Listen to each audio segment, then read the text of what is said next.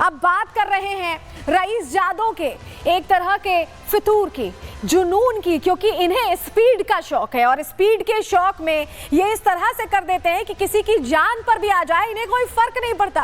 खबर क्या है ये चलिए आपको बताते हैं। दरअसल करोड़ों की कार यहां चलाने वाले एक शख्स ने मजदूरों को कुचल दिया और ये सब कुछ दिन के उजाले में हुआ है, रात के अंधेरे में नहीं।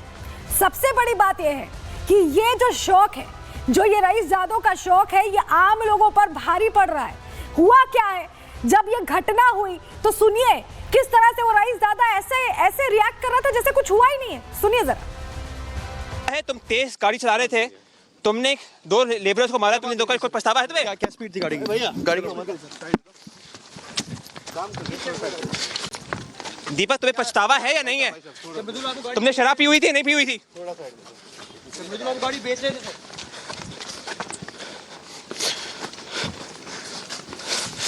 तुमने उनको लेकर गए थे, नहीं हॉस्पिटल लेकर गए थे, नहीं लेकर गए थे? थोड़ा भैया पीड़ित के परिवार से कुछ बात हुई थी, पीड़ित से कुछ बात हुई थी, आप हटाना भैया। दीपक तुम्हें कुछ बोलना पड़ेगा, तुम्हें कुछ पछतावा है या नहीं है? आपकी बात हुई थी उनसे, क्या बात हुई थी? दीपक पछतावा है या नहीं, कुछ तो बोलो। क्या थी सर आपकी? स्पीड क्या थी आपकी? कोर्ट की खुली है। तुम्हारी स्पीड क्या थी? तुमने शराब पी हुई थी? 100 से ऊपर क्या स्पीड थी आपकी?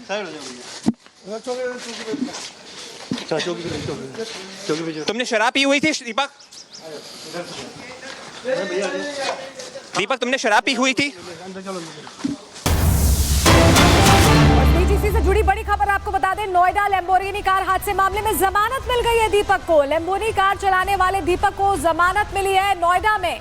इसी कार से दीपक ने मजदूरों को कुचला था और हैरानी की यह बात है कि उसे जमानत मिल गई है। और हमारे सहयोगी जतिन इस खबर पर हमारे साथ जुड़ रहे हैं। जतिन, बहुत बड़ी खबर है। जिस तरह की तस्वीर सामने आई थी उससे लग रहा था कि दीपक को कोई पछतावा नहीं है, कोई अफसोस नहीं है। हैरान था वो, जवाब भी नहीं दे रहा था हमारे सवालों का, और अब जमानत की खबर। बिल्कुल, देखिए आपको याद होगा कल जब इसी समय था जब हादसा हुआ और वो अपनी गाड़ी से बाहर निकलता है एक्सीडेंट के बाद और वो पूछता है कि कोई मरा क्या। तो इस तरीके की बातों से ही आप समझ सकते हैं कि वो कितना सीरियस था इस एक्सीडेंट को लेकर। लेकिन पुलिस की कार्यशैली और कार्रवाई सवालों के घेरे में थी। उसके लिए 2 वजह, एक जिन धाराओं में ये FIR दर्ज की गई वो बेलेबल ऑफेंस था और यही कारण है कि कोर्ट में जमानत मिल गई। और दूसरी पुलिस की कार्रवाई जो सवालों के घेरे में, आप ये देखिए, ये जो गाड़ी है ये लैम्बोर्गिनी लग्जरी गाड़ी आप देख रहे हैं, नंबर प्लेट पुलिस ने पूरे तरीके से कवर कर दी। क्या कारण था कि गाड़ी किसके नाम पर है, कौन ये गाड़ी चला रहा था, किसने ये गाड़ी के पेपर से, कि तमाम ऐसी बातें जो पुलिस द्वारा छुपाने की कोशिश की गई। ये देखिए यहाँ पर भी जो डिटेल्स होती है गाड़ी की उसको पूरे तरीके से कागज से ढक दिया गया। और यही कारण है कि कोर्ट में जब जज के सामने तमाम दलीलें चल रही थी उस समय पुलिस ने कहा कि हम जल्द इस मामले में एक तरीके से चार्जशीट जो है वो दायर करेंगे। और जो सेक्शंस लगाए गए थे मोटर व्हीकल एक्ट के वो बेलेबल ऑफेंस से, यही कारण था कि दीपक को बेल मिल गई। और एक और कारण मैं आपको दिखाऊं, आप इस गाड़ी की तस्वीर एक बार देख लीजिए। इस तरफ से जहां से 2 मजदूरों को हिट किया इस गाड़ी ने, ये पूरे तरीके से डैमेज हो चुकी है। आप फ्रंट देख रहे हैं, आप साइड मिरर देख रहे हैं, आगे का टायर देख लीजिए, फेंडर देख लीजिए, ये पूरे तरीके से डैमेज है। एयर बैग आप देखेंगे पूरे तरीके से खुला हुआ है। तो आप इससे अंदाजा लगाइए कि गाड़ी की स्पीड कितनी तेज होगी। और पीछे वाला व्हील देखिए आप, स्पोर्ट्स कार है, बहुत तेज भागती है, लेकिन व्हील भी उसी तरीके से डिजाइन किए जाते हैं। लेकिन तस्वीरें अपने आप में बयां करने के लिए काफी है कि पूरी गाड़ी डैमेज है। अंदर से मैं आपको तस्वीरें दिखाऊं तो आप देखेंगे कांच के जो शीशे हैं वो गाड़ी की सीट पर आपको बिखरे हुए नजर आ जाएंगे। गाड़ी की जो अभी स्थिति है इससे बिल्कुल साफ है कि बहुत तेज रफ्तार में गाड़ी जो है वो चल रही थी। लेकिन जिन सेक्शंस में पुलिस ने इस पूरे मामले में FIR दर्ज की, दीपक की गिरफ्तारी की, वो कहीं ना कहीं सवालों के घेरे में। और यही कारण है कि जमानत जो है, बेल जो है वो दीपक को मिल गई। और आपको याद होगा कि सुबह जब हमने FIR अपने चैनल पर चलाई थी उसमें एक्यूज्ड के कॉलम पे अज्ञात लिखा हुआ था। लेकिन सुबह से ही जब हम इस खबर को आगे बढ़ाने लगे, तमाम जो डिटेल्स है वो निकालने लगे, तब जाकर पुलिस ने 24 घंटे के बाद FIR में बदलाव किया और एक्यूज की जगह दीपक का नाम जोड़ दिया। लेकिन सवाल वही खड़ा होता है कि जिन सेक्शंस में FIR दर्ज की गई क्या वो काफी था? अब जब बेल मिल गई है तो चार्जशीट फाइल करने की बात अब जो प्रशासन है, नोएडा पुलिस है, वो करती हुई नजर आ रही है। लेकिन इस गाड़ी के बारे में एक हैरान करने वाली बात यह है कि मृदुल जो कि यूट्यूबर है, नोएडा में ही रहता है, उसके नाम पर यह गाड़ी आज भी रजिस्टर्ड है। लेकिन मृदुल से सुबह हमने बात की, उसका कहना है कि जून में ये गाड़ी उसने बेच दी थी। अब सवाल ये कि जून में गाड़ी बेची लेकिन पेपर ट्रांसफर ट्रांसफर अभी तक नहीं हुआ, इसके ठीक पीछे है, जतिन, आप लापरवाही बता रहे हैं कि ये यूट्यूबर की गाड़ी थी, चला दीपक रहे थे और उन्हें बेल मिल गई। हुआ क्या है जरा दर्शकों को बता देते हैं डिटेल में। आपका बहुत शुक्रिया जतिन। दरअसल नोएडा में तेज रफ्तार लैम्बोर्गिनी कार का कहर देखने को मिला। यहाँ लैम्बोर्गिनी कार ने फुटपाथ पर मजदूरों को रौंद दिया। ये सब कुछ दिन दहाड़े हुआ। भीषण हादसे में 2 मजदूर बुरी तरह से घायल हो गए, जिनका इलाज जारी है।